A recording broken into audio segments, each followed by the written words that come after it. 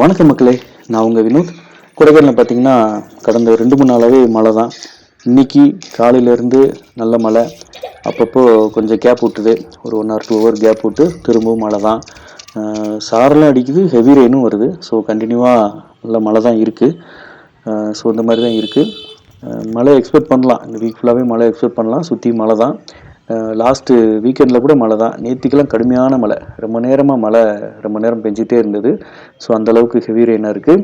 நீங்கள் வந்தாலுமே சுற்றி பார்க்க போகிற இடங்களில் தடை பண்ணுற அளவுக்கு மழை இல்லை, எங்கேயும் பார்க்க முடியாது பிளாக்கு அந்த மாதிரி அளவுக்கு மழை இல்லை. மீடியமான லைட்டான சாரல், அப்புறம் ஹெவி ரெயின் அந்த மாதிரி தான் இருக்குது. ஸோ தாராளமாக வந்து புக் பண்ணலாம்.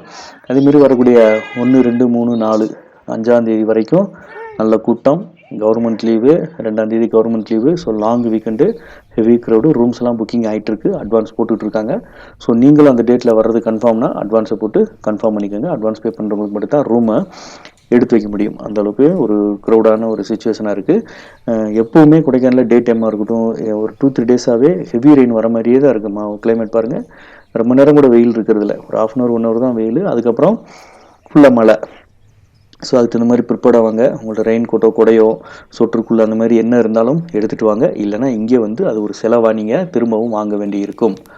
ஓகே ஃப்ரெண்ட்ஸ், வேறு கம்மி பட்ஜெட்டில் ரூம்ஸ், காட்டேஜஸ் ஏதாவது ஒரு உங்களுக்கு டார்மெண்ட்ரி அந்த மாதிரி வேணும் அப்படின்னா நம்மள்ட்ட இருக்குது.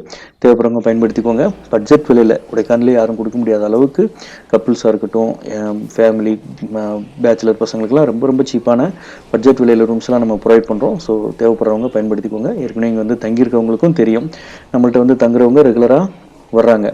அதேமாதிரி இந்த சுடுதண்ணி, இந்த கீசரில் சுடுதண்ணி பயன்படுத்துகிறத பற்றி தனியாக ஒரு வீடியோவே போடணுங்க. ஏன்னா அது நிறைய பேருக்கு யூஸ் பண்ண தெரில, சுடுதண்ணி வரலன்னு சொல்லி ஒரே கம்ப்ளைண்ட். ஆனால் போய் நாங்கள் செக் பண்ணால் சுடுதண்ணி வரும். ஸோ அதை பற்றி தனியாகவே வீடியோ போடுறேன். ஓகே ஃப்ரெண்ட்ஸ், வேறு ஏதாவது தகவல் தேவைன்னா கூப்பிடுங்க. பை டாடா, நான் உங்கள் வினோத்.